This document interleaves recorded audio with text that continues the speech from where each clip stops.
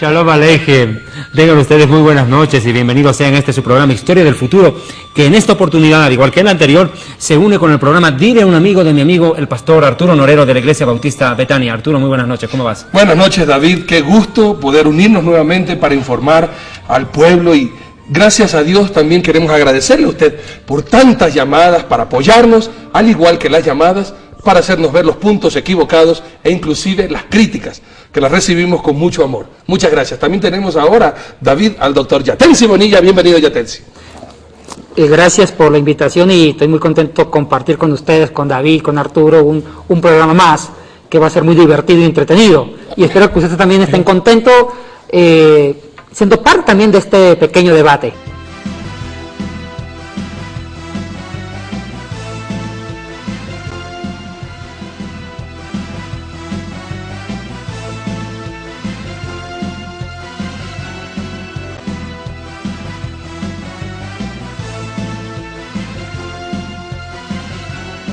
Ministerio Evangelístico Internacional Kedushá, Santidad, presenta Jerusalén y la Tierra Prometida, el plan de Dios para Israel y el fin de los tiempos en Historia del Futuro. Porque para Dios, el futuro es historia. A tu disposición.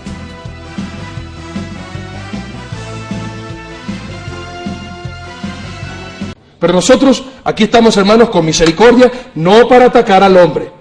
Vuelvo a repetir eso y lo hemos dicho una y otra vez. Es para atacar lo que se dice en el nombre de nuestro Dios y que está equivocado. Y adicionalmente aquí quiero hacer un llamado. La Constitución ecuatoriana nos da el libre derecho para ejercer la religión que cualquier ecuatoriano o cualquier extranjero desee profesar en nuestro país. Pero eso no les da potestad a ninguna secta para robar, matar ni destruir. ¿Les sonó eso parecido? Juan 10:10. Para eso vino Cristo, a darnos vida y vida en abundancia. Por eso yo hago un llamado al Ministerio de Gobierno, especialmente con la secta Pare de Sufrir. Usted le ha preguntado, señor ministro, con todo respeto que usted se merece, le ha preguntado a la secta Pare de Sufrir, ¿dónde están los papeles de importación del agua del Jordán? ¿Dónde están los papeles de importación de traer el aceite bendecido de Israel? Eso se llama estafa.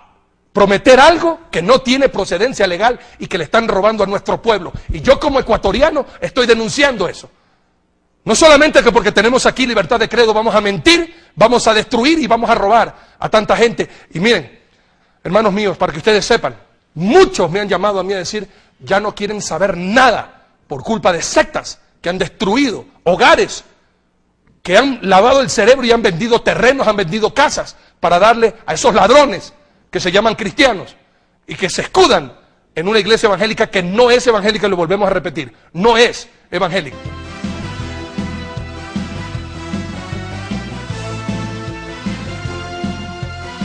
Tenemos una historia hermosa y tenemos doctrina hermosa que vamos a aclarar a la luz de la Biblia y a la luz de la historia.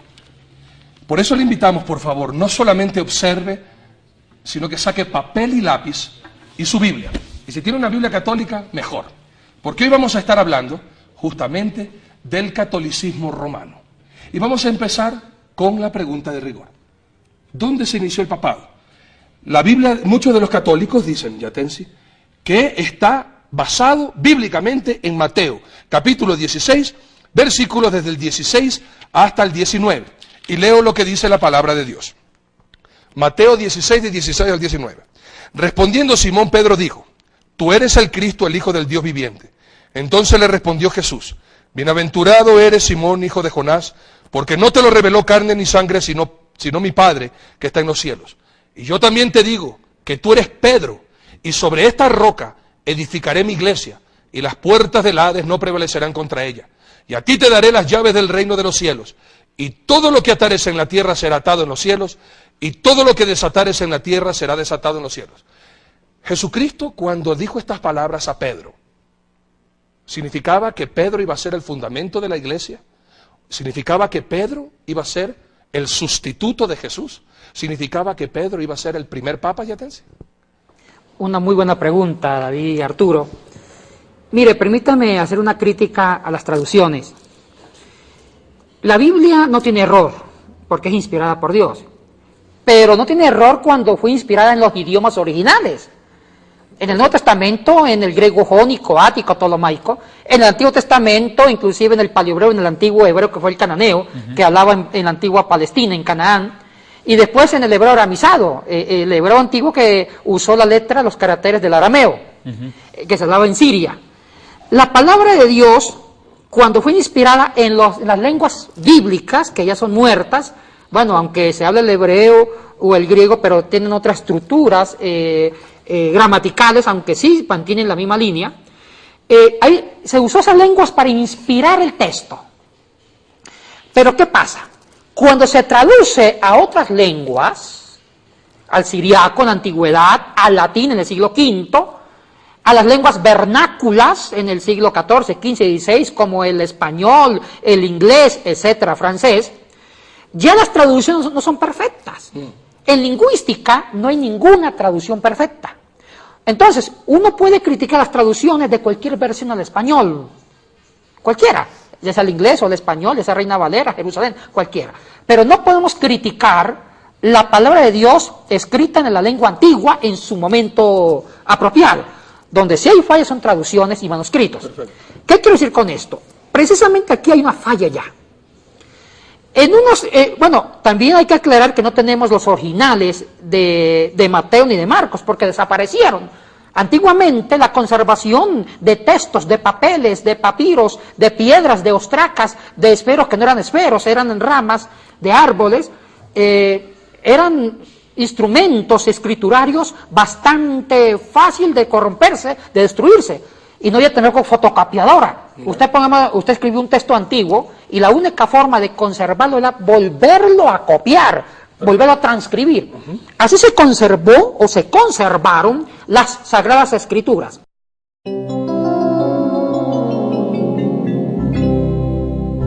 Baruch atah Adonai Eloheinu Eloi Avoteinu Eloi Abraham Eloi Yitzhak Eloi Yaakov Hael Hagadol Hagibor Ve'anora El Elyon Gomel Chasadim Tovim Bekone Hakol Bezocher Chazdei Avot Umebí Goel Livnei Bneihem Leman Shemo Be'ahava Melech Ozer Umoshia Umagen Baruch atah Adonai Magen Abraham Ata Gibor Leolam Adonai Mechaye Metim Ata Rav Lehoshia Mashiv HaRuach Umoriv HaGashem Mechalkel Chaim Bechesed Mechaye Metim Berachamim Rabim Somech Noflim Berofeh Cholim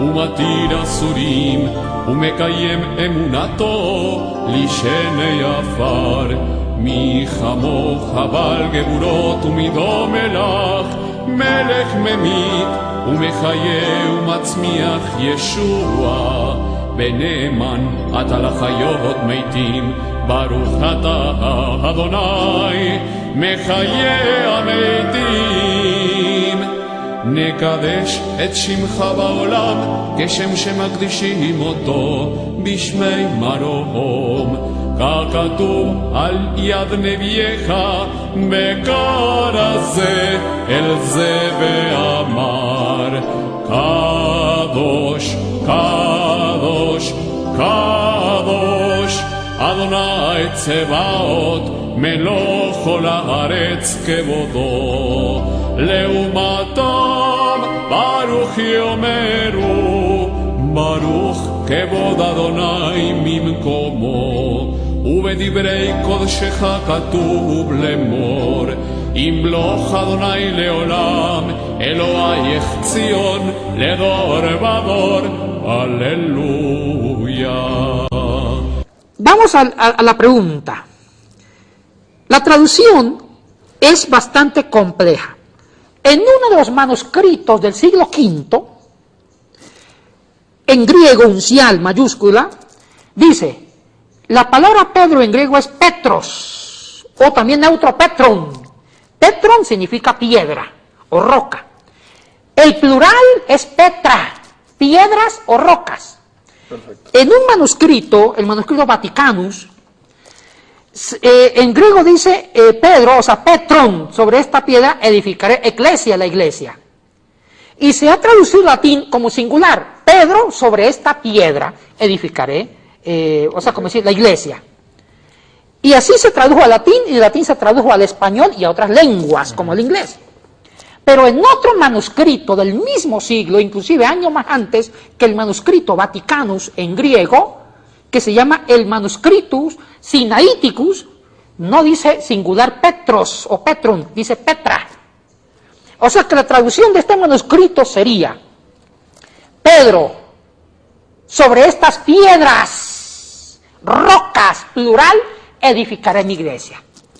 Tenemos un problema en papirología. ¿Cuál de las dos versiones le hacemos casos en el griego? Si el que está en singular o está en plural. Ahora, para hacer el estudio más corto, le voy a responder. Los papirólogos actuales de hace 30 años para atrás ven mucho más fidelino, más original el manuscrito sinaítico. O sea que la traducción correcta sería: Pedro, sobre estas piedras edificaré mi iglesia. O sea que Jesús está diciendo sobre el fundamento de los apóstoles, sobre sus discípulos, que eran los primeros cristianos, eran los discípulos, va a ser la iglesia. O sea que en el papiro sinaítico, Jesucristo no está endiosando a un hombre en singular, sino que está diciéndole sobre ustedes, apóstoles, o discípulos, o seguidores míos, edificaré la iglesia. Eso es lo razonable. Entonces, ya los papirólogos no le dan importancia al papiro Vaticanus, donde dice sobre esta piedra en singular. O sea que esa traducción ya ha sido superada. O sea que lo que acabas de decir es que lo que Jesucristo estaba diciendo sobre la doctrina de los apóstoles, que era la enseñanza de Jesucristo hacia ellos, iba a ser edificada la iglesia. Sí, señor. Que es lo que dice Mateo 28, 19 y 20, y que es lo que dice la palabra de Dios, Hechos 2, 42. Sí, señor. Y preservaban en la doctrina de los apóstoles, en la comunión unos con otros, en el partimiento del pan y en las oraciones. Y después, posteriormente, el mismo Pedro dice en 1 de Pedro, capítulo 2, versículo 4, ¿qué nos dice la palabra de Dios? Sí, pero antes de eso, Yaten, si permitíme añadir esto. Cuando yo leía este pasaje que acabamos de citar sobre supuestamente Pedro nombrado como primer papa, que tanto ha servido de caballito de batalla para que la Iglesia Católica catapulte el papado como la representación de Dios en la tierra, yo muchas veces al leerlo lo entendí de esta manera. ¿Sabes cómo? Cuando le preguntan, dice: ¿quién dice la gente que soy yo? Unos dicen que eres Jeremías, que eres Elías, que eres uno de los profetas. Listo. Y ustedes, muchachos, les dice a los apóstoles, ¿quién dicen que soy yo? La opinión para Jesús, la más importante, era saber qué piensan sus talmidim, sus discípulos, no qué piensa la gente, sino qué piensan los más cercanos a él. Y él dice: tú eres Yeshua HaMashiach, Ben Elohim, tú eres Jesús el Mesías, el Hijo del Dios viviente. Bien, entiendo yo que Jesús lo que les dice, eso, Pedro, la piedra sobre la que edificaré mi iglesia son las palabras que acabas de decir, que yo soy el Mesías, porque ese es el fundamento de la iglesia que cree que Jesús es el Mesías. Claro. A mi modesto entender, la piedra que sustenta la iglesia es la creencia en que Jesús es el Mesías, Hijo de Dios. Y el mismo Mesías dice: esta es la vida eterna, que te conozcan a ti y a Jesucristo a quien has enviado. Por tanto, el fundamento de la iglesia, más allá de los apóstoles, me parece que son las palabras de Pedro y no Pedro. ¿Y cuáles fueron las palabras de Pedro? Reconocer el mesianismo de un Mesías esperado por tantos siglos, por Israel y por el mundo. Reconocer que Yeshua es el Mesías, el Hijo de Dios, y es el fundamento de toda la iglesia sobre la cual los mismos apóstoles contribuyeron. Los apóstoles no hablaron de sí mismos, hablaron de Jesús como Mesías. Por tanto, la piedra sobre la que se edifica la iglesia no es Pedro, sino el Mesías Jesús. Y los seguidores. Y seguidores. Podríamos decir también... Pero permíteme Sí, un segundito. perdón. Primera de Pedro 2.4 que citaba, dice: escuchen, los que piensan que Pedro era el primer papa, los que siguen creyendo eso, escuchen lo que Pedro dijo. Vamos a ver quién había sido la piedra. Dice, Primera de Pedro 2.4, acercándose a Jesús, Yeshua, piedra viva, desechada ciertamente por los hombres, mas para Dios escogida y preciosa. Pero lo más impresionante es lo que dice Pablo ahora. Si el problema es traducir como piedra o como roca, a ver, vamos a ver si por ese lado también se nos va de la respuesta. Pero vamos a ver lo que dice 1 Corintios 10.4. El apóstol Pablo está hablando de la tipología de los judíos recorriendo en el desierto, de la alegoría, y dice 10.4 de 1 Corintios: y todos bebieron la bebida espiritual, porque bebían de la roca espiritual que los seguía, y la roca era Cristo. Entonces, ¿cuál había sido la roca sobre la que se edifica la iglesia? Yeshua el Mesías, punto. puede- No es ni siquiera Pedro. Y no olvidemos esto, y perdónenme que me adelante un poco, porque Pedro después de eso negó 3 veces a Jesús. Entonces, ¿qué hacemos? Claro. O también podríamos decir que Jesús le está diciendo a esa piedra, Pedro, tú eres piedra, pero sobre esta roca, sobre Jesús. Y dense en cuenta, hermanos, que la iglesia de Cristo tiene el fundamento Cristo, pero tú, Yatensi, tú, David, nosotros somos piedra que seguimos continuando edificando la iglesia. Acuérdense que en la palabra de Dios el libro de Hechos no tiene fin. Y todavía nosotros estamos escribiendo la historia de la iglesia de Cristo. Podríamos decir entonces que ciertamente Cristo es el fundamento y que Cristo no hizo ni tampoco dejó a Pedro como papa. ¿Y por qué decimos esto? ¿Por qué razón los papas no se casan? Y Pedro era casado, y atención. ¿De dónde sale? El celibato. Ahora tú dices ¿por qué es que no tienen los papas no se casan? Porque no quieren que le pase lo mismo de Pedro, ¿Qué cosa? tener suegra. Miren, Comencemos. para terminar la respuesta a la primera pregunta, que es una pregunta bastante importante, la respuesta es también muy importante. Hay 2 hermenéuticas que estoy muy de acuerdo con David, una lectura bastante buena, una hermenéutica del texto. Una cosa sí estamos seguros, podemos aceptar varias interpretaciones, pero menos decir que el texto apunta que Pedro es la roca como papa. Hay el tema de las traducciones de Petro es Petra, eso es una explicación técnica, también está la explicación hermenéutica que es muy apropiada y la comparto David, que se une las palabras de Cristo con sus seguidores. O sea, la iglesia tiene el fundamento en Cristo y también se va tomando fuerza con los auténticos seguidores, que también es parte de la iglesia, y estamos muy de acuerdo con esto. Ahora, sobre el tema del celibato de los papas, permíteme aclarar el tema de cómo se formó un poco el papado, y le respondo esto. Mire, yo no sé dónde se basan para decir que Pedro fue el primer papa. Un texto que se usa mucho es este, pero este texto ya lo explicamos. Descalificado.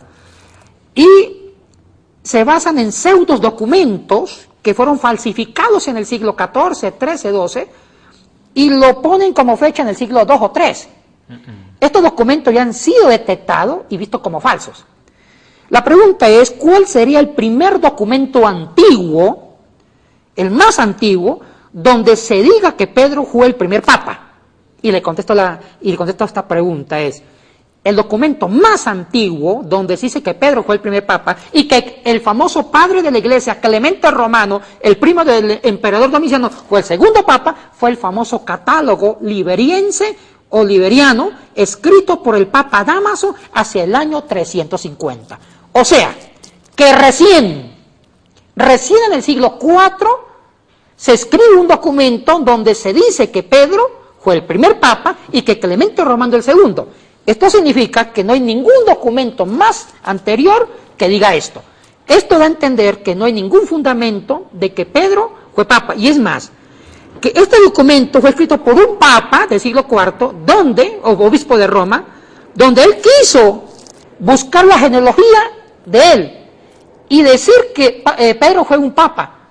Y la pregunta es, ¿dónde se basó Dámaso? En nada. Simplemente él mismo hizo este catálogo donde da a entender... ¿Se inventó? Se inventó, y antes de ese catálogo no hay ningún documento serio por ningún padre de la iglesia que diga que Pedro es papa. O sea que desde el punto de vista histórico carece de fundamento el papado de Pedro. Yo quiero apuntar en esto. En pocas palabras estamos diciendo que Pedro ni se enteró que lo nombraron papa. Ni se enteró. No supo la noticia. Nunca lo supo. Hasta que 300 años después dan a conocer como homenaje póstumo, entre comillas, que lo nombraron papa.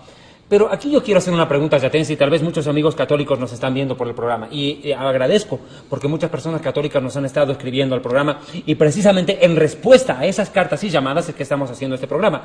Pero yo tengo que hacer una aclaración antes de continuar con el tema. ¿Por qué hemos invitado al doctor Yatensi Bonilla?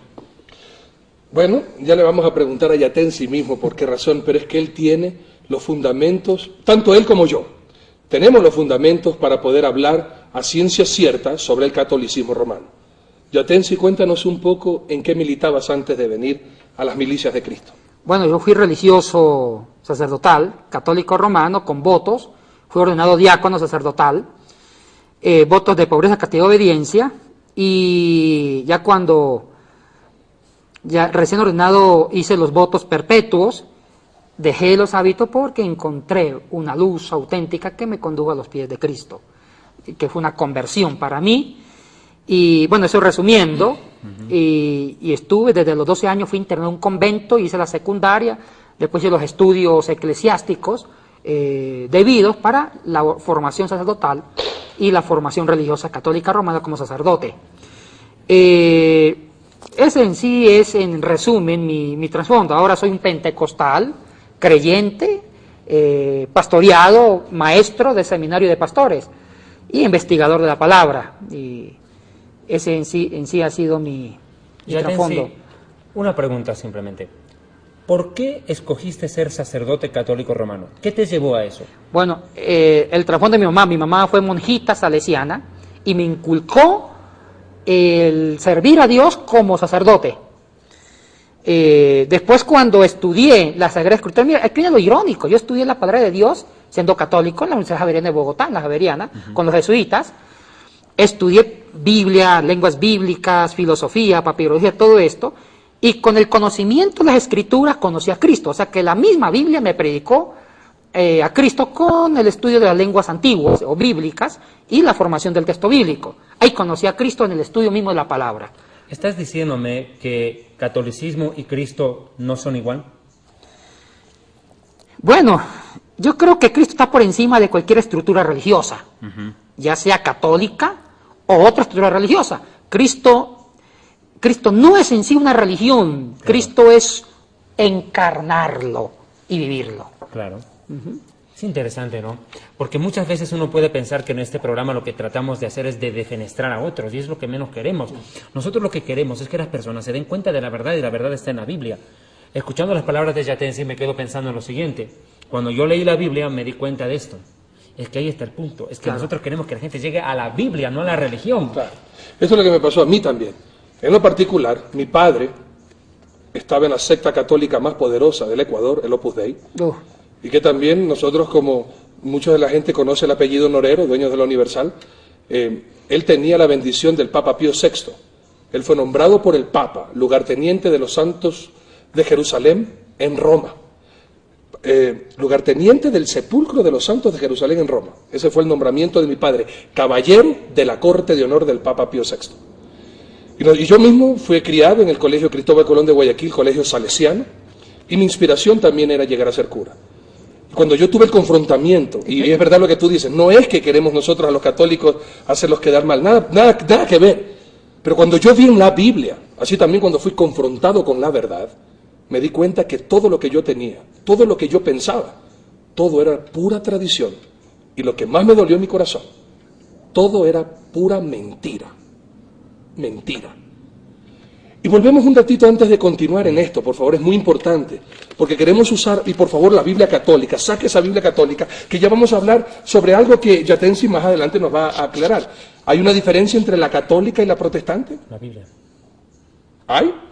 Claro, la pregunta es, ¿hay alguna diferencia entre la Biblia católica y la Biblia evangélica? Porque comúnmente la gente te dice... Siempre dicen, la católica, la evangélica... Otra Biblia y a ustedes les faltan libros. Y nos creen como los testigos de Jehová que falsearon la Biblia. Claro, y se volaron 256 versículos los testigos de Jehová. Una vez un testigo de Jehová me dice, ¿no quiere que yo le regale una atalaya? Y yo le dije, no, más bien no crees que yo te regale una Biblia de verdad. Creo que te hace falta más eso. Pero volviendo al punto, que aquí quiero ir a esto, por favor. Yatensi, ¿quién fue el primer papa?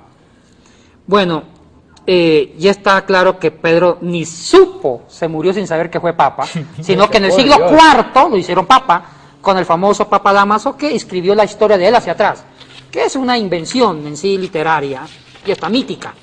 Ahora, el término papa tiene fuerza con el famoso Papa Gregorio el Grande. Hablemos de Gregorio el Grande, que es en sí el fundamento del catolicismo romano que hasta el día de hoy conocemos. Este hombre es, para mí, el mentalizador, el genio, el ingenio creador de toda la estructura religiosa, purgatorio, crucifijos, misa de difuntos, misa de gallo, está en el Papa Gregorio. Resulta que el Papa Gregorio fue Papa entre los años 590 después de Cristo al 604. Duró 14 años en el pontificado o papado. Antes de Gregorio, lo que existían eran obispos. Obispos de Roma. Antes de Gregorio, no había un jefe universal eclesiástico, no. Lo que existían eran obispos o patriarcas en diferentes ciudades cristianas. Un ejemplo, había un obispo en Constantinopla, que era el jefe eclesiástico de Constantinopla, con otros obispos auxiliares, que era un cuerpo colegiado, y con sacerdotes, presbíteros, como se llamaba antiguamente. En Constantinopla, en Jerusalén, en Antioquía, en Éfeso, en Alejandría, y también en Roma. O sea que el obispo de Roma tenía casi el mismo poder que el obispo de Alejandría o patriarca de Alejandría, porque en Oriente se llamaban patriarcas, patriarca de Alejandría, patriarca de Constantinopla, patriarca de Jerusalén, patriarca de Éfeso. Así llaman patriarcas, obispos. Pero, ¿qué pasó? Habían dos imperios. Estaba el imperio de Oriente, que lo manejaban los descendientes de Constantino. Constantinopla fue la ciudad que fundaron. Exactamente, que fundó la actual Constantino. Turquía, la actual Estambul. Muy bien, sí, de acuerdo, David. Sí. Y quedó Occidente. También lo manejaron descendientes de Constantino. Bueno, la división del imperio ya fue en el siglo II, inclusive en el siglo III con Diocleciano. Pero, ¿qué pasa? Occidente siempre fue amenazado por los bárbaros, estragodos, vándalos, visigodos, etc. Entonces, ya en el siglo IV y siglo V, los vándalos, los bárbaros, toman Roma, toman Occidente. Se destruye el imperio de Occidente, mas queda viviendo el imperio romano de Oriente. Persistió. Persistió. ¿Qué sucedió ahí? La única autoridad eclesiástica era el obispo de Roma. Pero resulta que los bárbaros no eran buenos gobernantes, eran buenos para la conquista, para la barbarie, para tomar, para la guerra, pero no eran buenos para gobernar y administrar. Entonces muchos bárbaros se hicieron cristianos, David, Arturo. Se convirtieron al cristianismo católico y el Papa pescó en río revuelto, el obispo de Roma.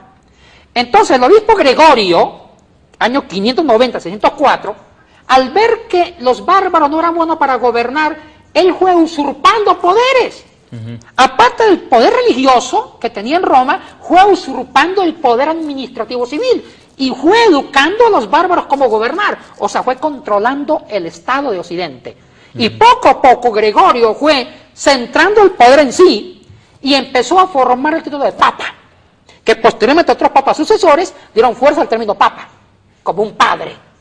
Entonces Gregorio unió dos poderes, el poder eclesiástico con el poder civil, y empezó a controlar no solamente Italia, Arturo, controló también parte de España, Portugal, Alemania, Francia, Inglaterra, y empezó a formar los estados pontificios.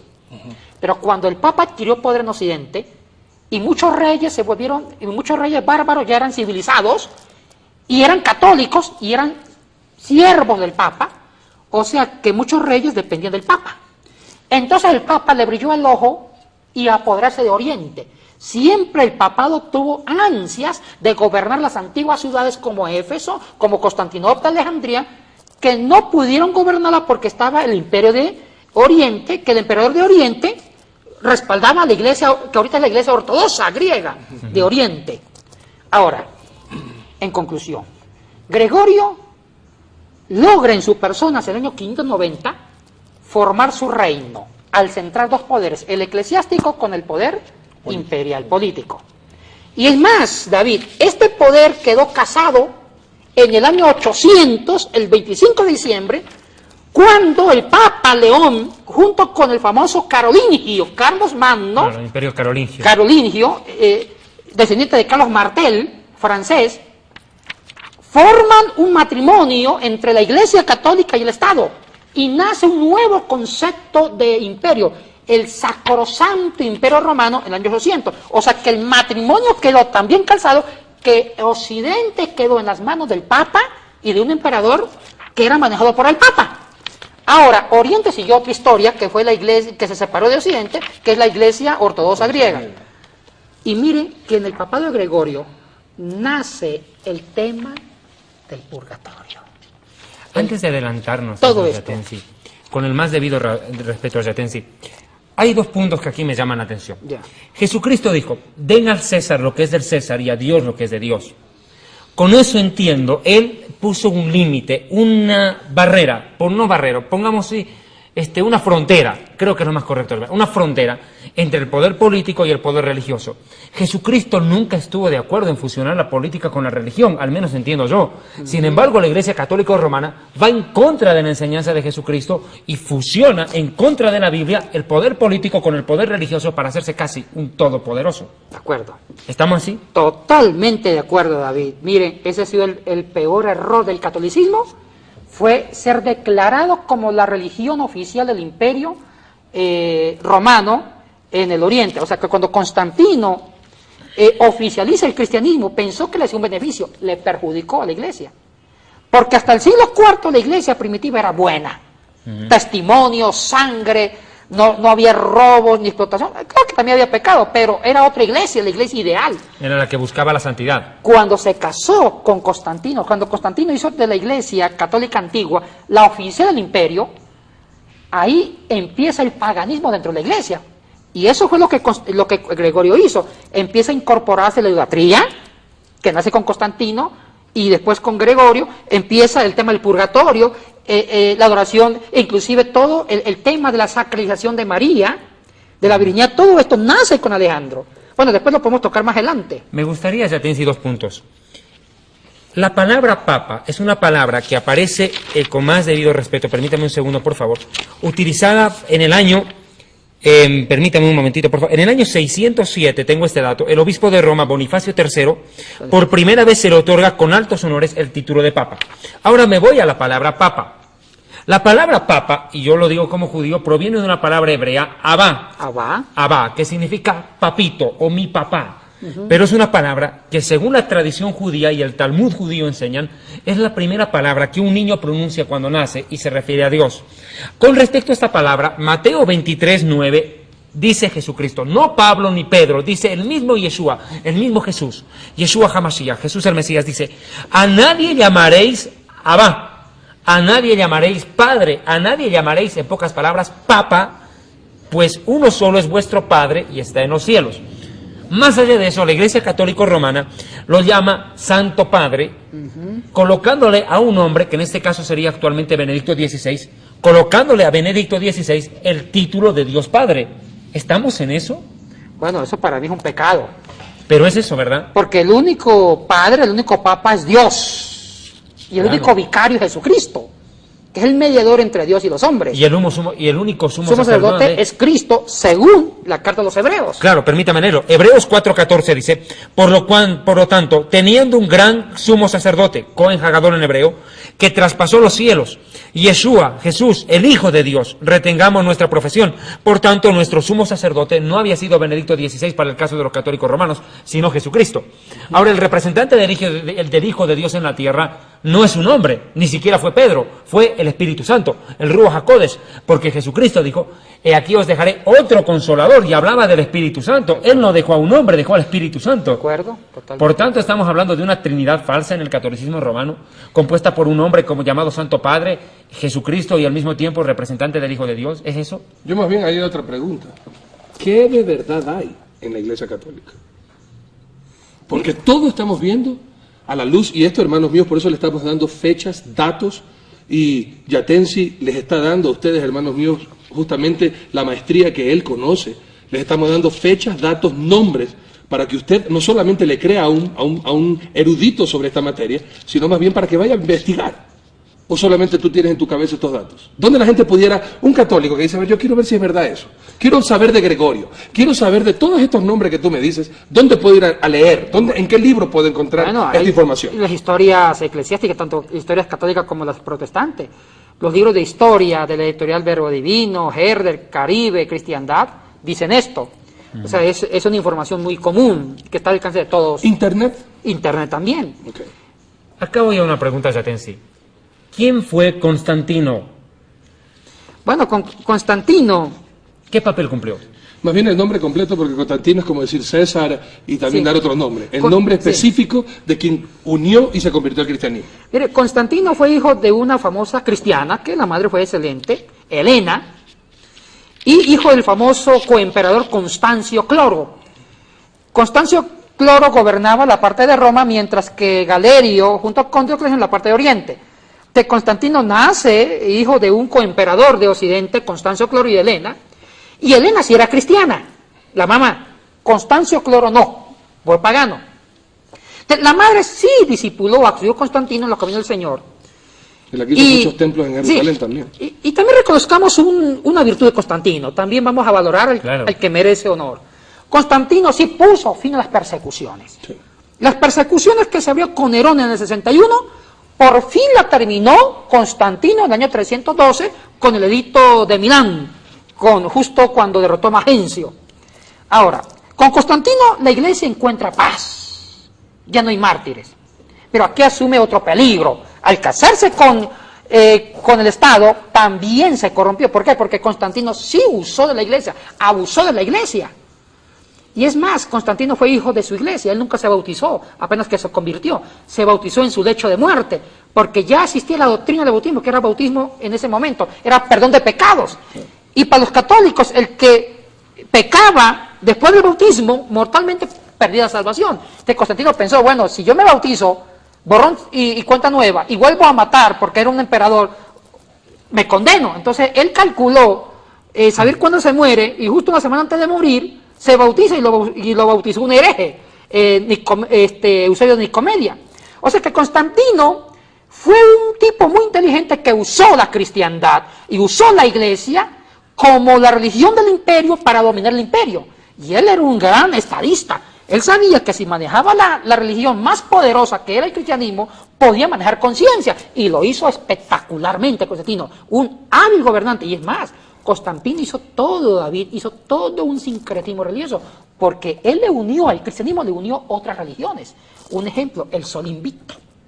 El famosa religión que tuvo fuerza con Diocleciano, el Sol Invicto, y con Trajano. El Sol Invicto era una fiesta que se hacía el 25 de diciembre. Y aquí nos metemos con el tema de Navidad, y usted como judío lo sabe muy bien, que Jesús no nació el 25 de diciembre. Y me encanta que lo diga él, porque el otro día, por haber hecho ese programa acá, en este canal, y que lo vieron en Colombia, en Perú y en Bolivia, me dijeron que ese judío está viniendo a judaizar a la iglesia, a decirnos que Cristo no nació en Navidad. Fíjate vos que un ex sacerdote católico y teólogo está diciendo que Jesucristo no nació un 25 de diciembre, que ese es cuento chino que nos quisieron meter. Y fíjate vos. Y esa es una gran verdad, Arturo y David.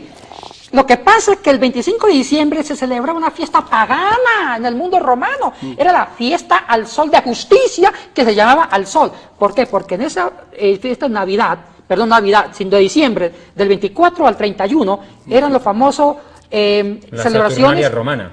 donde se celebraban las buenas aguas. Eran lo que pongamos Para la cosecha y para la todo. cosecha, donde venían las aguas, donde llovía, y las aguas que venían en abundancia era como signo de prosperidad, de fecundidad. Entonces, cuando venían las aguas de diciembre, el invierno, celebraban, era la fiesta del agua, donde veían que los dioses eran justos y que el sol era justo con la tierra. Entonces, el 25 de diciembre era la fecha clave donde se llamaba el nacimiento del nuevo sol. Entonces, Constantino, como un buen politólogo y religioso, qué genio, Cristianizó. dijo, mire, a mí no me conviene tener varias religiones, porque si hay varias religiones, se pelean entre sí y me divide el imperio. Lo Me debilitan. conviene una sola religión. Hagamos un sancocho inteligente. Cristianicemos, dijo Constantino, las fiestas paganas del sol de justicia. Y en lugar de decir la fiesta del 25 de diciembre, sol de justicia, que es el sol, llamémosle la fiesta del sol, que es Jesucristo. O sea, el nuevo sol de justicia se llama Cristo. Cristo como el ser de justicia. Trasladó término. Ya el sol no era el de justicia, sino ahora el nuevo sol va a ser Cristo como el sol de justicia. Y se decreta la natividad. Decreto imperial. Cristo nació el 25 de diciembre y se convirtió poco a poco en una tradición que tomó fuerza hasta el día de hoy. Mire, una cosa, David, Arturo, a nosotros los evangélicos nos falta crítica a la historia. Todo lo tragamos y nunca investigamos los antecedentes.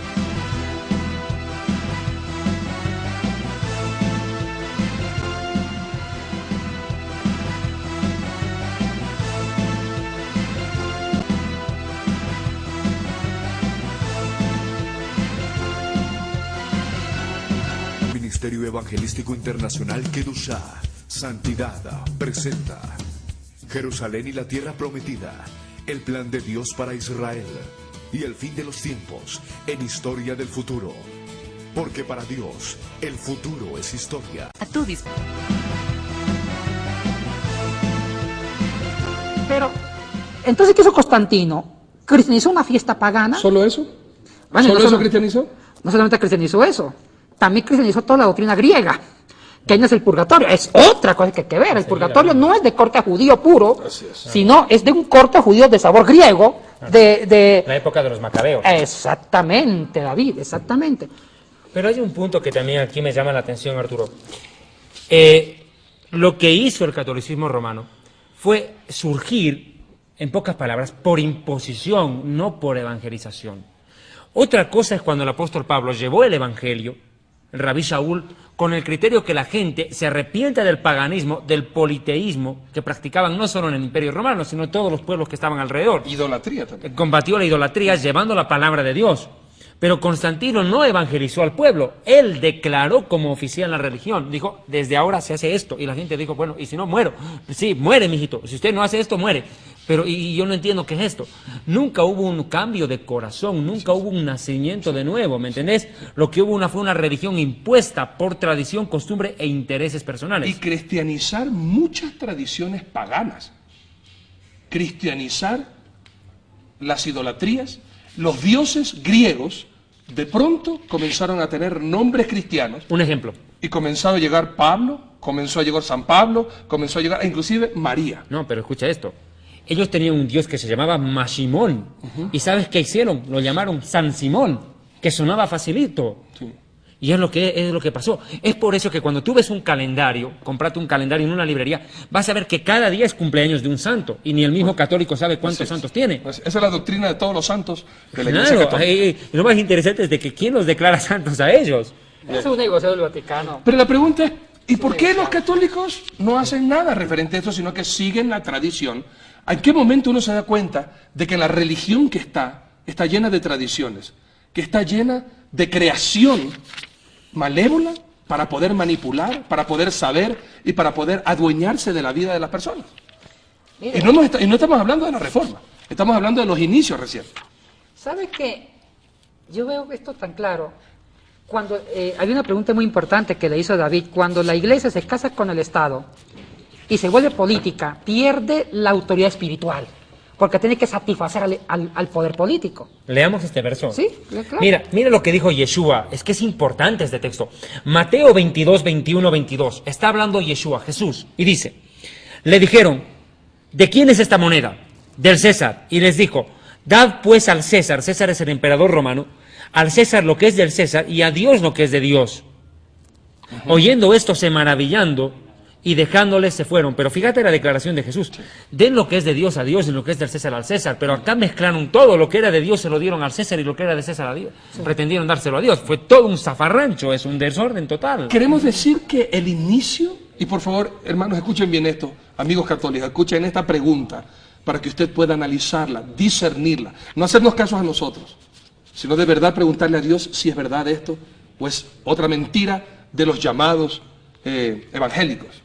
¿Me quieres decir tú que el inicio de esta religión no fue basado en el amor a Jesucristo, sino basado en el poder y en el deseo de gobernar? Sí, señor, y tiene nombre apellido Constantino. Y eso va tomando fuerza con los emperadores siguientes, inclusive otro gran rey que le dio mucha fuerza fue Carlos Magno, que empezó a cristianizar a los pueblos germanos a punta de espada. Y para el sector de Alemania, que era un sector bárbaro, para Carlos Magno, el que no se hiciera cristiano católico moría a punta de espada. Y muchos se hicieron pseudo cristianos, entre comillas, por miedo a morir. Lo mismo que pasó con los judíos en España, inclusive con el tiempo de que se liberaron de los árabes, y también a los árabes los obligaron a ser cristianos, y también los judíos les obligaron a bautizarse. Y a mí me encantaría hacer una puntualización acá, Yatensi, porque me parece muy importante lo que vos tocaste. Antes de la expulsión, antes de 1492, la comunidad judía en España era impresionante. ahí estaban los judíos sefarditas, Exacto. que hablaban el ladino. Es un dialecto que nuestros hermanos, mis hermanos judíos, hablan y provienen de Portugal, España, Italia y la parte sur de Europa. En cambio, yo vengo de una familia judía, es que nací donde hablamos yiddish, es otro dialecto. Pero bueno, hablando de los sefarditas, ahí viene precisamente pues la frase, estamos entre moros y cristianos. Esa frase la inventamos los judíos. ¿Por qué? Porque los musulmanes nos decían, o ustedes creen en Mahoma o los matamos. Y nosotros nos veníamos para este lado de Europa y ahí venían los católicos. O ustedes creen en Jesucristo o los matamos. Entonces dijimos, estamos entre moros y cristianos, ¿qué nos queda? Escapar. Y la Iglesia Católica ordena en 1491 la expulsión de los judíos de España, ordena la expulsión de los judíos sefarditas, a los que llamaban judíos marranos. ¿Por qué los llamaban judíos marranos? Por lo siguiente, porque les decían, o creen en Jesucristo o los matamos.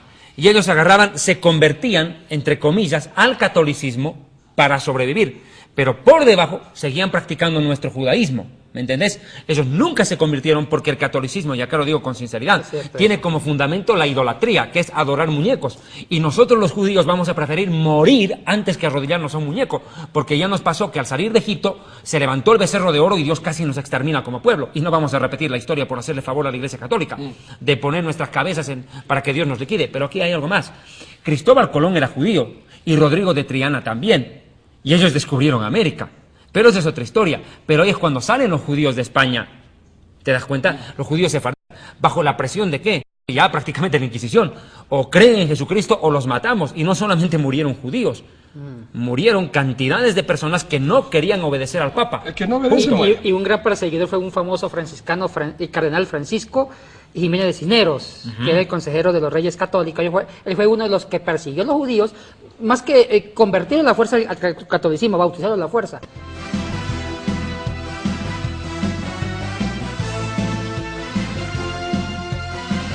Pregunta y atención. Y aquí es algo importante. Quisiera que me definas, por favor, la palabra concilio, que es de donde sale la doctrina católica dictada por el Papa conjuntamente con sus cardenales. ¿Y por qué razón al Papa nunca se lo ve abriendo la Biblia y leyendo la Biblia? ¿Por qué siempre se ve en las misas y en los rituales que es otra persona que lee la Biblia, pero cuando él tiene que dar un mensaje, sale es con libros o sale con hojitas como que si fuera un mandatario o un político, leyendo algo que se le da, y no sale con la palabra de Dios?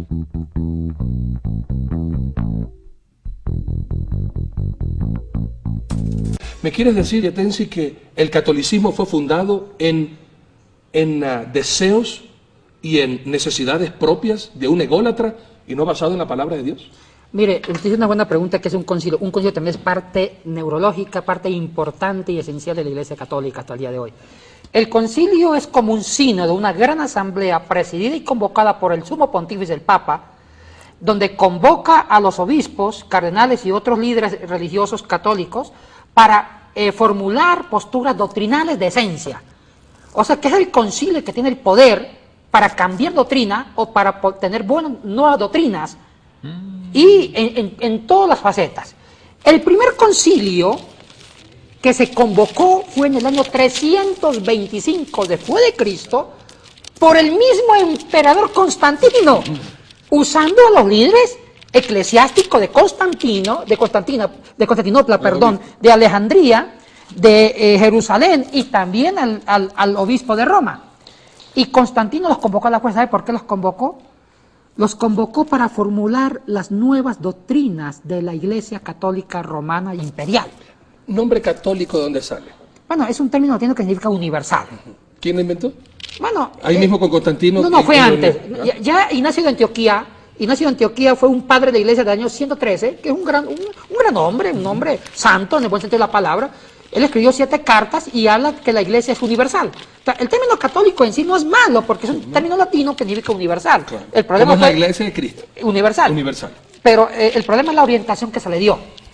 Entonces, mire, ahí Constantino, con ese concilio se decreta que María es la Madre de Dios.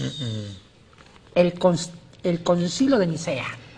¿Me estás diciendo que un hombre decretó eso? No, él lo convocó, lo decretaron los teólogos, obispos de ese concilio. ¿Basado en qué? Bueno, aquí hay un problema muy serio y si vale la pena comentamos un poquito sobre esto.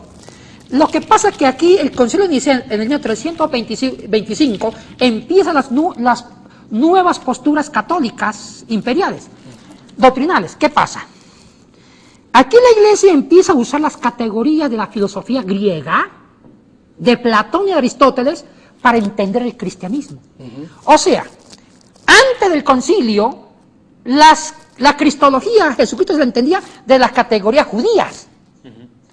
Pero con el Nicea, sacan las categorías judías, usan las categorías griegas, aristotélicas y platónicas para entender a Cristo. Y aquí nace el tema de la transubstanciación, que va a ser más posterior, nace el tema del purgatorio. Ahora, pongamos un ejemplo. El tema de la cristología de Nicea nace un lenguaje tan refinado que se llama la unión hipostática. Empezaron a explicar que Cristo tiene dos naturalezas y una sola persona. Los judíos no manejaban las categorías. El judío creía por fe, Cristo Dios, Cristo hombre, y disfrutaban la aventura de un Dios que dejó de serlo para ser hombre. Ellos más no racionalizaron esa aventura de fe. La influencia griega, ambiciosamente, tratan de descubrir el misterio y tratar de explicar con la metafísica de Aristóteles qué significaba sustancia, esencia, cómo se une lo divino y lo humano, y nace la unión hipostática, que es una influencia griega del lenguaje de Aristóteles. Ahora, ¿dónde entra María acá? Resulta que Arrio, que fue el que causó el concilio, porque Arrio dijo, mire, María es la madre de Jesús. Por ende. Entonces, los de influencia griega, que eran los ortodoxos de Oriente, dijeron, no, está equivocado. Si María es la madre de Jesús, estamos dividiendo la persona de Cristo. Porque los del concilio de Nicea, Constantino y los obispos de Nicea, querían unir las dos naturalezas en una sola persona. Si decían que María es la madre de Jesús, va a decir, bueno, lo estamos desuniendo, la parte humana, la parte ¿qué? Divina. Entonces, para salvaguardar la unidad, digamos que María es la madre de Dios. Si decimos que María es la madre de Dios, estamos uniendo lo divino con lo humano. O sea, que usaron esa exquisitez, usted sabe que la filosofía es bien abstracta, esa exquisitez de la metafísica de Aristóteles, para unir lo divino y lo humano en la persona de Dios y decir que María es la madre de Dios. Pero era para endiosar a Jesús, era para fortalecer a Jesús, Sí, no a María. No María. Pero, ojo, los efectos secundarios. Eso. Es O sea, como, pero esa idea, es el problema. eso hay que enfatizar, que esa frase era para dar a conocer que Jesucristo es Dios. Es Dios y bueno, ahí En estuvo carne, bueno, pero encarnizado. es como cierta medicina. Cierta medicina te puede curar una Una enfermedad cosa de te riñón, enferma, sí. pero tiene un efecto que te puede generar un cáncer, sí. algo peor todavía. Y eso fue el problema Eso es lo que pasó. a María se sacralizó en el Concilio de Trento. Claro. Y se le endiosó. Ahí están los efectos negativos. Vayamos en eso. Colosenses 2.8 dice lo siguiente, y por favor presten atención. Mirad que nadie os engañe por medio de filosofías y huecas sutilezas, según las tradiciones de los hombres, conforme a los rudimentos de este mundo, y no según Mashiach, no según Cristo. Ahora, ¿qué pasa acá? Algo dijo, permítame meter mi cuchara a este plato. Dice lo siguiente, Yatensi, dice en los principios fue una concepción judía la que legisló la Iglesia. Es que es lógico, es que por amor a Dios, Yatensi, me va a dar la razón. Es el Dios de Israel, es una Biblia inspirada por el Espíritu Santo, escrita por manos judías, con mentalidad judía, con costumbres judías que son parte de la Biblia. Nadie puede entender la Biblia sin entender un poco de las costumbres. Son necesarias porque forman parte del diario vivir de la historia de la Biblia. Totalmente de acuerdo. Entonces, la mentalidad de los primeros 100 años de la Iglesia era una mentalidad judía porque quienes estaban a cargo de la Iglesia eran judíos, eran apóstoles judíos con una mentalidad judía, estaban llevando un pensamiento judío. Entendé que el concepto del Mesías no lo hicieron los griegos, lo hicieron los judíos. Éramos nosotros los que teníamos la idea del Mesías y que se expandió al mundo entero. Ahora partamos de un punto. Cuando viene la helenización de la Iglesia, ahí viene un problema. Y cuando digo helenización es cuando tocan la filosofía griega y la incorporan, esa casi filosofía y hasta la mitología griega, la inculcan dentro de la Iglesia Católica Romana y llega hasta nuestros días. Y ahí es donde Yeshua dice esta frase, y por favor entienda. Jesucristo dijo, ustedes han invalidado el mandamiento de Dios por vuestra tradición, Mateo 15, verso 7. Hipócritas, bien profetizó de ustedes el profeta Isaías cuando dijo, este pueblo de labios me honra, pero su corazón está lejos de mí, pues en vano me honran, en vano, es inútil, enseñando como doctrinas mandamientos de hombres y no según la palabra de Dios. Es que eso es lo que ocurrió en la Iglesia Católica. El fundamento del catolicismo prácticamente es la tradición. Los católicos, los concilios católicos, con mucho respeto, entiendo, ellos fueron los que dictaminaron la doctrina. Entonces yo digo, si los hombres determinan cuál es la doctrina, entonces ¿para qué estaba escrita la Biblia? ¿Acaso no estaba aquí la doctrina? De acuerdo. Hablemos diciembre 8, 1854, Concilio de Trento, el Papa Pío IX decreta lo siguiente: María, Inmaculada Concepción, nace sin pecado concebida, da a luz a Jesucristo y continúa en su virginidad perpetua.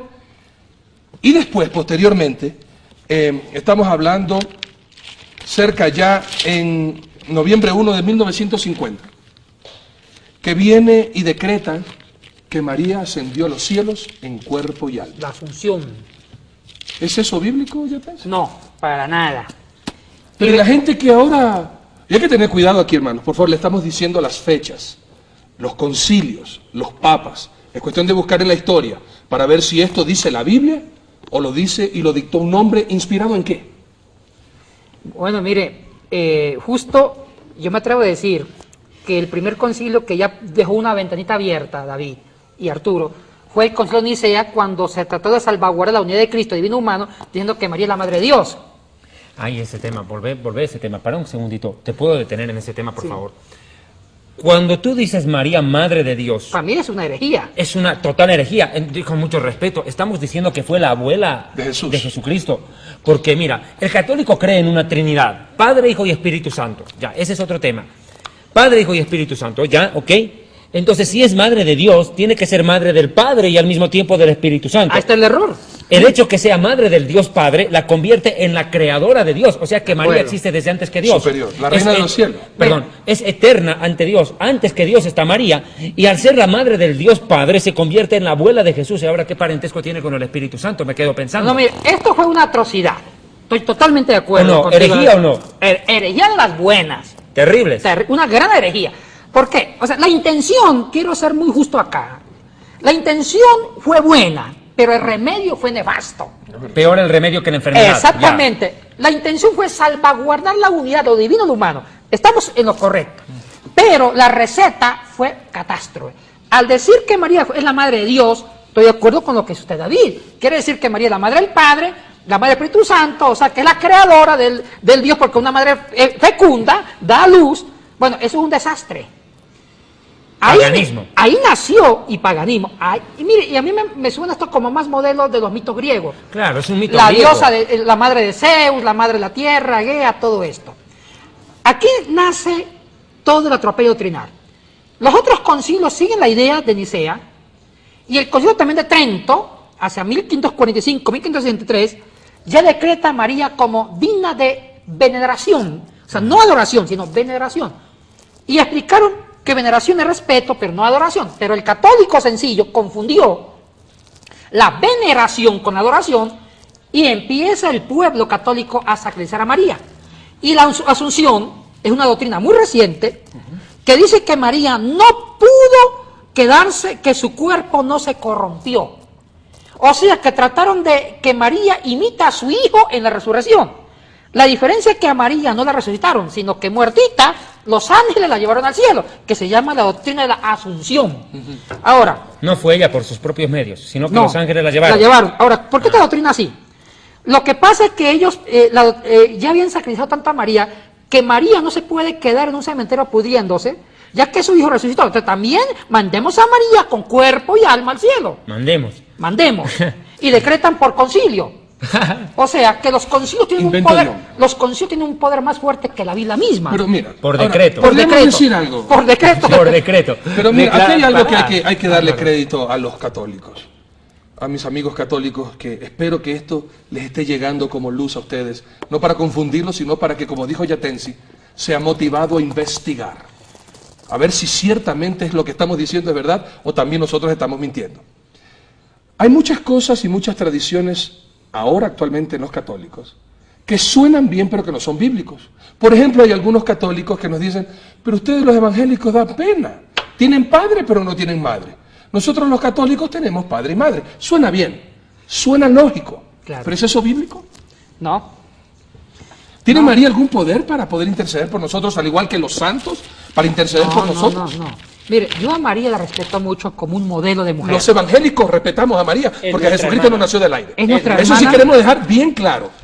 Tenemos respeto Y por María. reconocemos que María fue obediente en la mano de Perfecto, Dios, perfecto. fue un instrumento en la mano de Dios, cumplió su tarea, que Dios le encomendó a ser la madre del Mesías, Así es. del ser humano, del Yeshua. Eso lo tenemos claro. Y yo a María, predico a María como modelo de madre, Así es. modelo de esposa y sierva de Dios y una santa Así es. en el buen concepto de la palabra. Ahora, la Biblia es clara. La Biblia es monoteísta. Un solo El Dios. judaísmo se diferenció de otras religiones que eran politeístas. Así es. Abraham predicó el monoteísmo. Exactamente. Para cada... y Monoteísmo, los dioses... explica ese término para la gente que no Monoteísmo entiende. es un único Dios. ¿Y politeísta? Único y verdadero. Politeísta significa poli, varios dioses. Perfecto. Y los pueblos circundantes a Israel, y usted lo sabe muy bien, David, eran pueblos que adoraban a los dioses astros. En la Mesopotamia, donde provino Abraham. Entonces, ¿qué pasa? Uno de los aportes reveladores del judaísmo fue desmitificar el concepto de Dios, porque antiguamente Dios era figura natural, era el dios sol, dios luna, y las antiguas, inclusive religiones precolombinas, creían que los astros eran divinos. O los animales eran O los dioses. animales. Entonces, ¿qué hizo el judaísmo en la relación divina? Desmitologizó, dijo, Dios está por encima de los astros y de la creación. Dios es un absoluto y uno solo, ¿ves? Exacto. No permite otro, sino que es el único y verdadero. Claro, y ahí está nuestro credo. Shema Israel, Adonai Eloheinu, Adonai Echad. Escucha Israel, el Señor nuestro Dios uno es. Exactamente. Ese es el credo de Barim 6.4, Deuteronomio 6.4, es el credo de la fe judía, el Kriyat Shema, la recitación del Shema. Totalmente de acuerdo. Pero aquí hay algo, Yatensi, partamos de un punto, no quiero acelerar tanto en esto, siento que estamos saltando un punto. El católico romano, en el año, fíjate vos, en el año 431, tengo este dato, comienza la adoración y la veneración a la Virgen María. Bien. En el concilio de Calcedonia. ¿Perdón? Concilio de Calcedonia. Ok. Ahora quiero aclarar un punto. Según este pasaje, los católicos veneran a María. Yo no soy un erudito en latín, pero entiendo que la palabra veneración viene del latín venerati. Y el latín venerati es arrastrado del hebreo Hoshiana, que significa sálvanos ahora. Disculpa, en mi país se dice la misma cholita con otra pollera. De acuerdo. Por tanto, el católico sí adora a María, aunque no lo quiera reconocer. Y aquí entra este punto, mis amigos. Jesucristo le dijo algo a Satanás. Solo al Señor tu Dios adorarás, solo a Él adorarás y solo a Él servirás. Mirá, se lo dijo al diablo. Perdonad con mucho respeto, pero creo que algunos más tendrían que escucharlo. Esta es una debilidad justo y bueno que lo toque David para aclarar. En los decretales católicos romanos sí dan una diferencia entre adorar y venerar, pero la diferencia es tan raquítica que en la práctica no hay diferencia. Es Y es una inexistente. excusa para seguir Simplemente haciéndolo. para mí es un juego de términos, juego de palabras. Claro. Pero en la práctica yo no veo una diferencia entre venerar y adorar, es lo mismo. No, y empezamos por ¿Está de eso. acuerdo? Aquí hay una palabra. La perdona. idolatría, ¿no? No, hay un punto. En el judaísmo tenemos una mitzvah, un mandamiento, que dice, honrarás a tu padre y a tu madre. La palabra honrar tampoco había sido venerar, porque cuando el judío venera a su padre, comete idolatría. Claro. Nosotros honramos. ¿Y qué quiere decir honrar? Atenderlo, hacerle feliz, proveer lo necesario Servirlo. para que subsista, que no desfallezca, que si está en nosotros el Respetarlo. sostenerlo, debemos hacerlo, porque tarde o temprano nosotros nos convertimos en padres de nuestros padres y tenemos que cuidarlos, así como ellos cuando nacimos nosotros. Ese es el concepto de honrar padre, pero en ningún momento entra en la mentalidad judía que honrar es venerar y que venerar es para el hombre. Eso es algo propio de Dios. A Elohim, solo a Elohim usted puede venerar y adorar, no a nadie más. Totalmente de Pero hay acuerdo. otro punto acá, Yatensi. Hace rato mencionaste, hace un cachito mencionaste. Dijeron esto, que el poder intercesor de la Virgen María. Yo entro doctrinal y clave con mis amigos católicos. Es que acá hay algo que nos separa con los católicos y se llama verdad.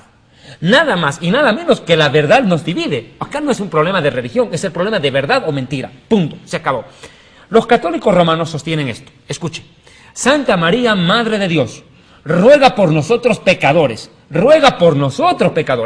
ahora y en la hora de nuestra muerte. Amén. Bien, ruega por nosotros. Ahora fíjate lo que viene ahorita. Dios te salve María. Ahora, ¿quién salva a quién? ¿Qué problema, Yatensi, no? ¿Quién salva? Dios te salve María. Llena eres de gracia. el Señor es contigo. Como si ella es llena de gracia, no es salva, cuando la Biblia dice que por gracia somos salvos, no por mérito, sino por gracia. Y si ella es llena de gracia, ¿cómo es que no se ha salvado? Cuando la misma María, en Lucas 1:46, mira, escucha lo que dice la Virgen María, escucha, Miriam dice, esta mujer de origen judío, Miriam, dice, 1:46 de Lucas, engrandece mi alma al Señor y mi espíritu se regocija en Elohim, Dios, mi Salvador. Escucha la declaración de Miriam o María, mi Salvador lo declara Dios. Ella no puede salvar a nadie porque ella misma confiesa con su propia boca que necesita de un Salvador. Ahora otro, perdonad. Hay que ver que el rosario fue inventado en el siglo XIII por Domingo de Guzmán. Y justo aquí hay muchos errores teológicos, garrafales. Sí, hay algo más que Y María quisiera... también es una víctima, al igual que Pedro. A Pedro lo hicieron papa y a María intercesora de la humanidad, cuando ella misma y él mismo reconocen que necesitaban a Jesucristo como Salvador. Pero Totalmente escucha de acuerdo, esto, claro. pero mira, escucha esto. Según los católicos romanos, nuestros amigos católicos romanos, sostienen que la Virgen es la madre de todos los creyentes. ¿Estoy equivocado? Así Sí. sostienen ellos. Así Ellos lo sostienen. Sí. Sostienen que María es la madre de todos los creyentes. A la luz de la Biblia, nuestra madre es otra. Escuche quién. Sí, yo sé. Gálatas 4:26. Mas la Jerusalén de arriba, la cual es madre de todos nosotros, es libre. ¿Cuál había sido la madre de toda la iglesia? La Jerusalén. nueva Jerusalén que está en el cielo. No había sido ninguna mujer. Había sido nada más y nada menos que la nueva Jerusalén en el cielo. Si hay una madre para la iglesia es esa. Y si hay un padre es Dios, no el hombre, Benedicto XVI. Así es. Pero eso es que yo estoy tratando de hacer las preguntas de las personas, recordando cuando yo mismo era católico y escuchaba todas estas verdades y me trastornaba saber que todo lo que yo creía en ese momento es mentira, yatense. ¿Cómo así? Tú que fuiste al seminario católico y viste la verdad en la Biblia, ¿cómo es que ahora los curas, y con mucho respeto a ustedes curas, que tendrán que pararse ante el trono de Dios y tendrán que dar cuenta de continuar en la farsa y la mentira, temiendo más a los hombres y no a Dios, y que ustedes piensan y saben claramente la verdad de la Biblia, y que ustedes están prostituyendo al pueblo ecuatoriano y al mundo entero, enseñando mal? ¿Cómo es que tú te viste y los demás no ven? ¿Yatense? ¿Cómo es que tú te diste cuenta de que 2 más 2 son 4 y que eso es la realidad y no la mentira que todavía se sigue profesando? Y como vemos nosotros en nuestro país, yo sé que ustedes dos son extranjeros, pero yo como ecuatoriano y estoy hablando, ¿por qué en los pueblos primero empieza la misa y el cura y después sacan a pasear a los muñecos y después todo termina en una pachanga con gente borracha en los pisos?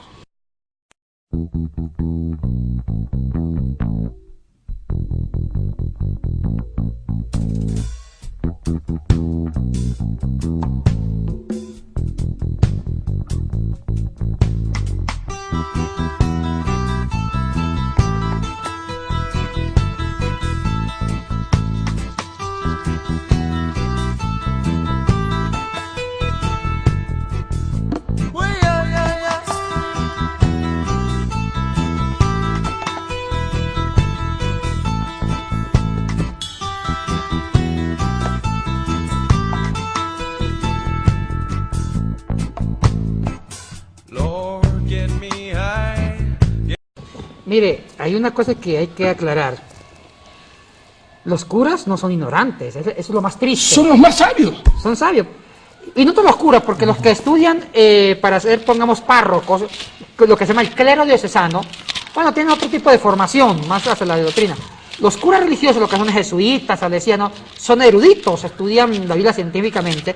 Y mire, Arturo y David, muchos curas no creen en lo que predican los domingos. Bueno, partamos de ahí. No Yo he creen. conocido rabinos que no creen en Dios, son ateos. Sí. Y también seguramente habrán sacerdotes Claro. católicos que son ateos. No que han creen. estudiado tanto, han dudado tanto, es que han estudiado la Biblia a la luz de la filosofía que sacaron a Dios.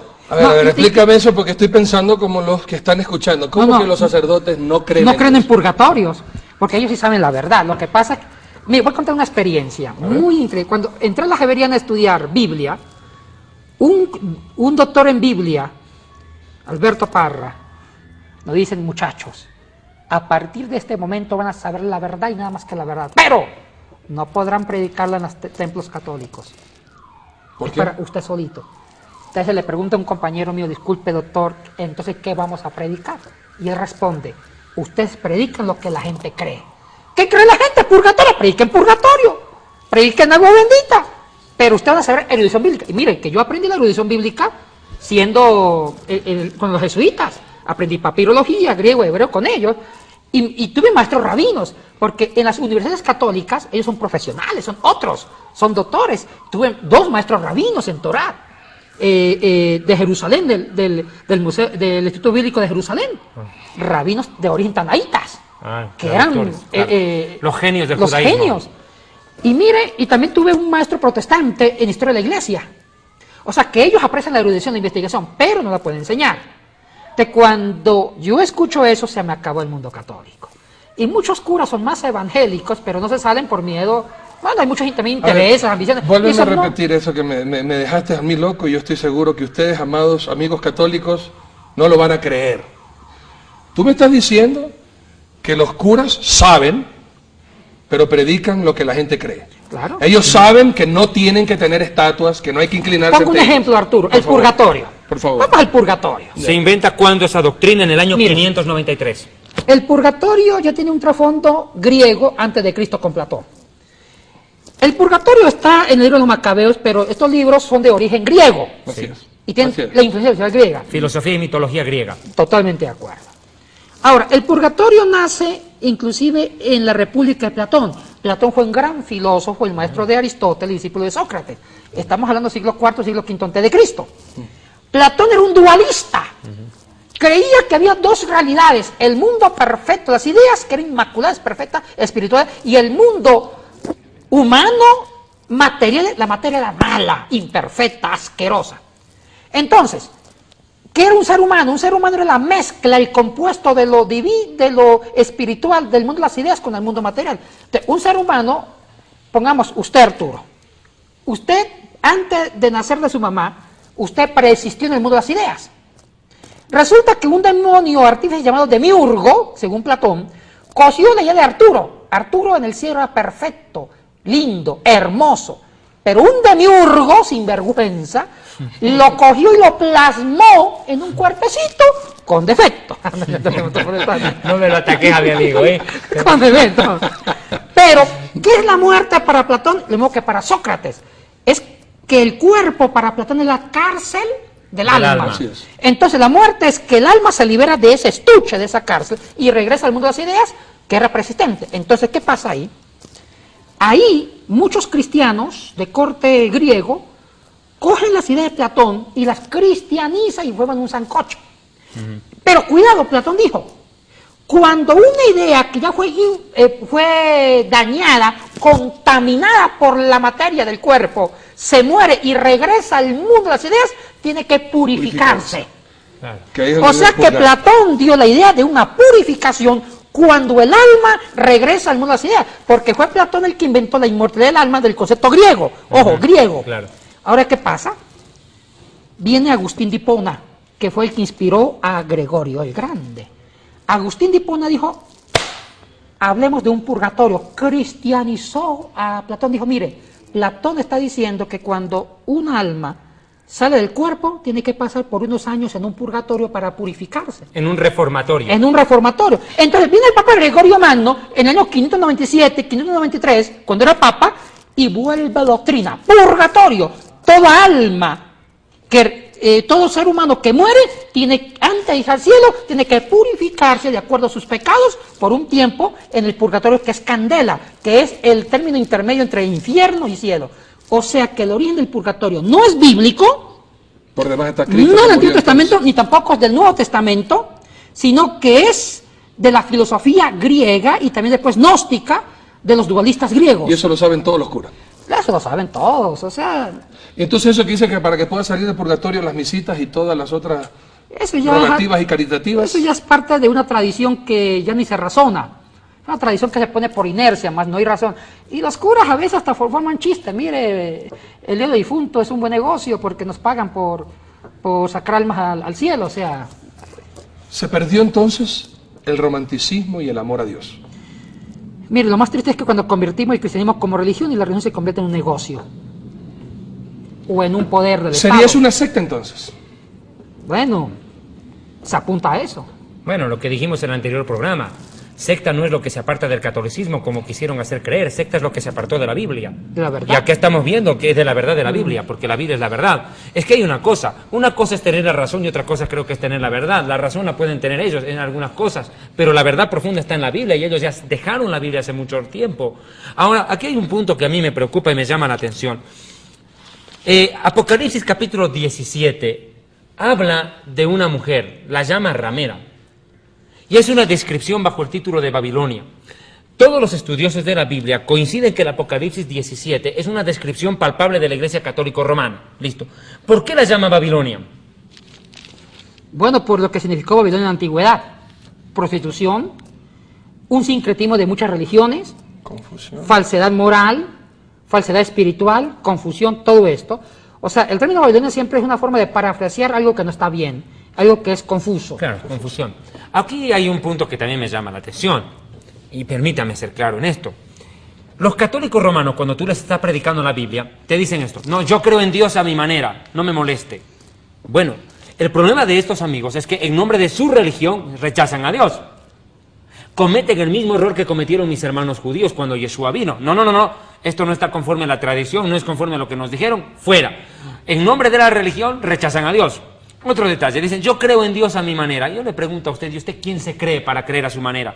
Uno tiene que creer conforme a lo que Dios dijo. Imagínese que yo juegue fútbol con la mano, me la lleve la pelota con la mano. Y me dice, ¿qué? Eso es falta, eso no vale. No, es que yo estoy jugando fútbol a mi manera, Arturo. Nadie puede jugar como le da la gana. Hay reglas que me dicen cómo jugar. Y me dicen que el fútbol es con los pies y el único que agarra con las manos es el arquero. Pásate la luz roja porque te da la gana, a ver qué te pasa. Claro, y entramos en eso, exacto. Pásate la luz roja porque te da la gana y conduces como a ti te da la gana y a tu manera. A tu manera. Claro. Como dice Frank Sinatra, y si viví y si morí fue a mi manera.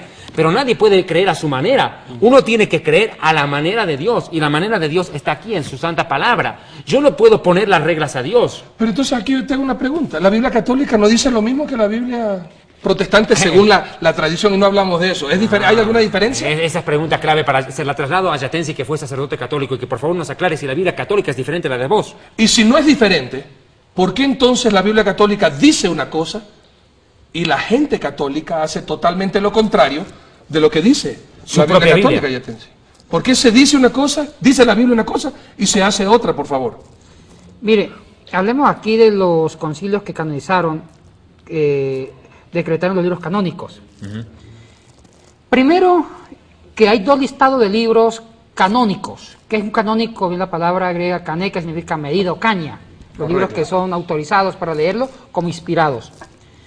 Los judíos volvieron el Antiguo Testamento canónico en el siglo I. Sí, señor. Después de Cristo, inclusive hacia el año 90, que se llama el Concilio de Ania, donde se reunieron los judíos en todo el territorio, los judíos bajo el territorio palestino, se reunieron y canonizaron las escrituras antiguas, que estaba en un texto hebreo muy antiguo, y varios textos en paleohebreo, la Torá, libro histórico, los Ketubín, Neveín, etcétera, etcétera.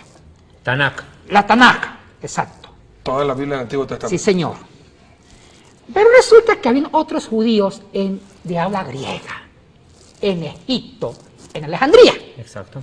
Entonces los judíos de habla griega dijeron, cuidado un momentito. O sea que los únicos judíos son de habla aramea, de trasfondo hebreo, que están en toda esta región.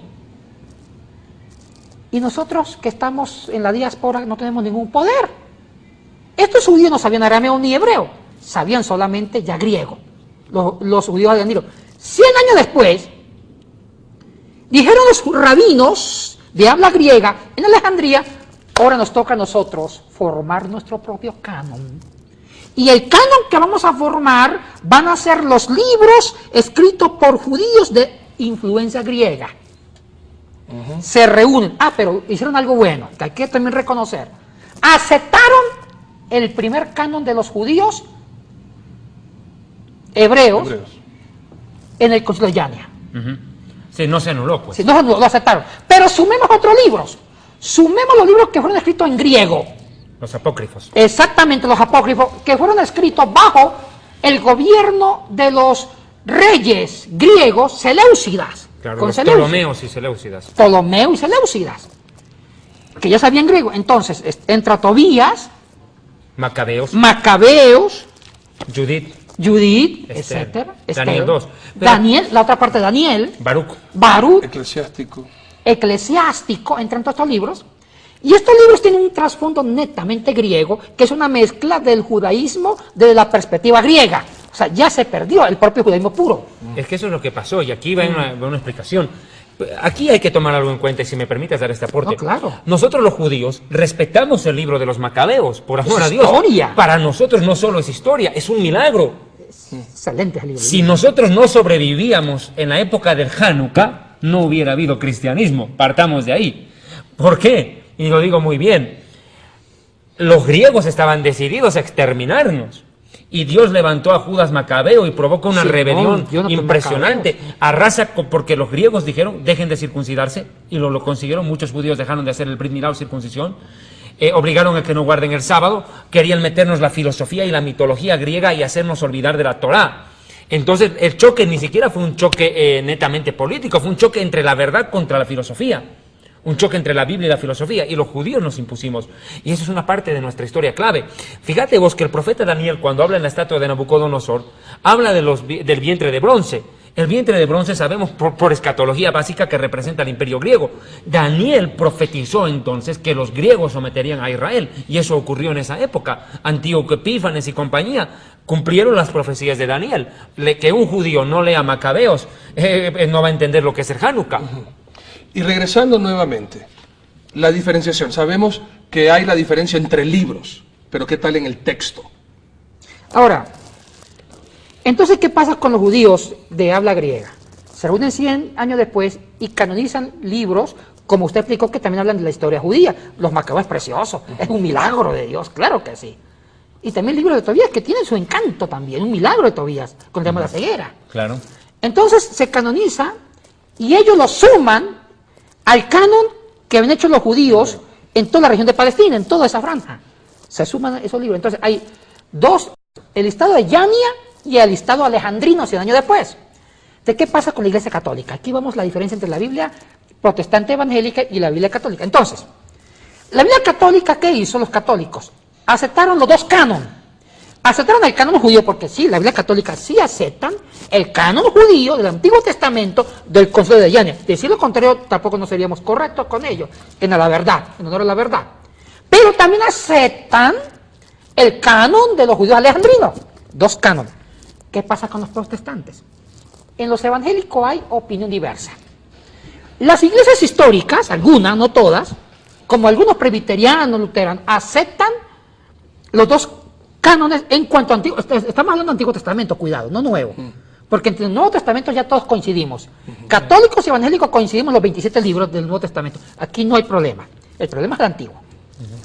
Entonces los judíos, perdón, algunos protestantes aceptan el canon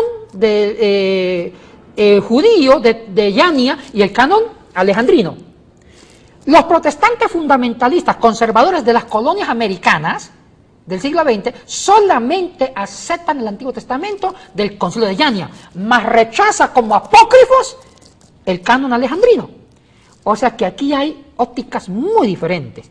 Ahora, yo personalmente acepto la tradición y por lógica solamente el Concilio de Yania, no el Concilio alejandrino, como inspirado, pero tampoco anulo los libros alejandrinos, porque hay riqueza espiritual en Macabeos. Pero aquí ya estamos en la parte conclusiva del programa. Yo quiero tocar un punto que me parece clave. Los católicos suelen protestar contra los protestantes al decirles, ustedes tienen una Biblia falsa porque les faltan libros. Bueno, yo digo, mis amigos católicos, si ustedes tienen más libros que los evangélicos, ¿por qué no los leen?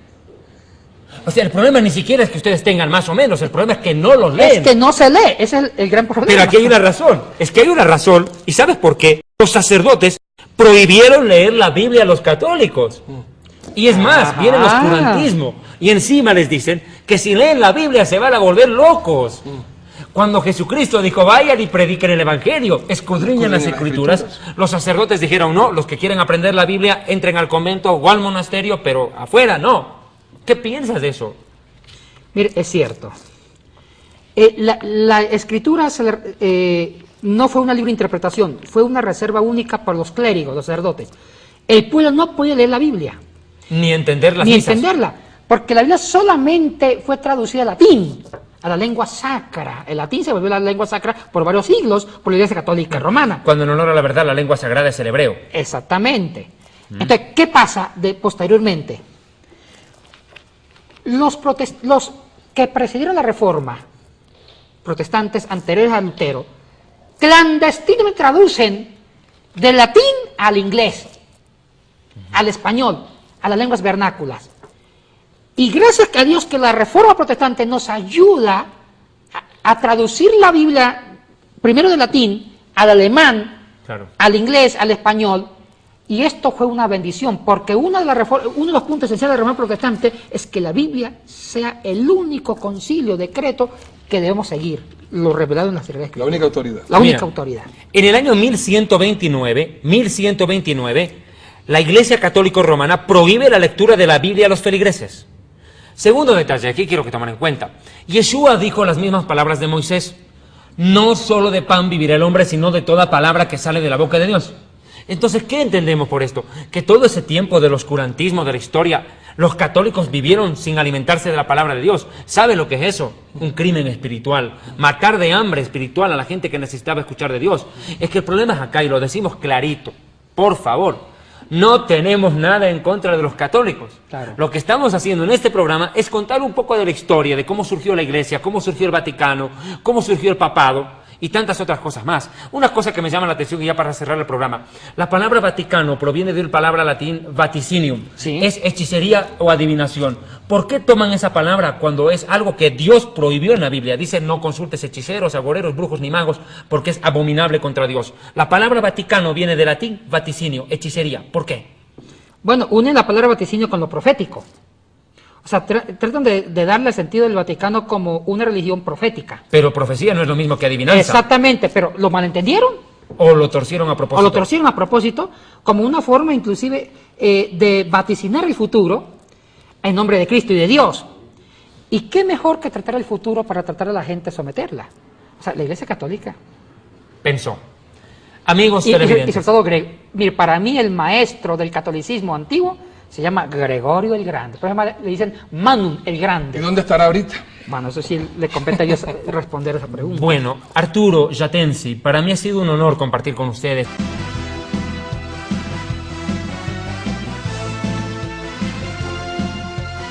Si usted es católico y nos ha visto en este programa, yo le invito a hacer esto. Entregue su vida a Jesucristo. Y entre la religión y la Biblia, escoja la Biblia porque simplemente no hay nada que dudar. La Biblia es la palabra de Dios. La religión es la obra de los hombres, supuestamente en nombre de Dios, pero para beneficio propio muchas veces.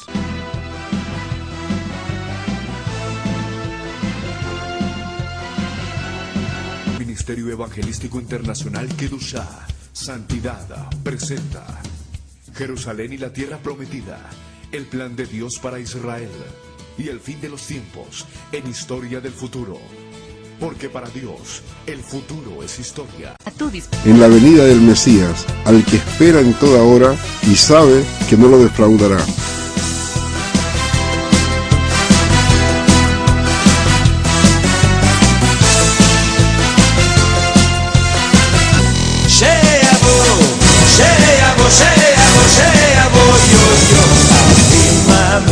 אני מאמין באמונה שלמה בביאת המשיח.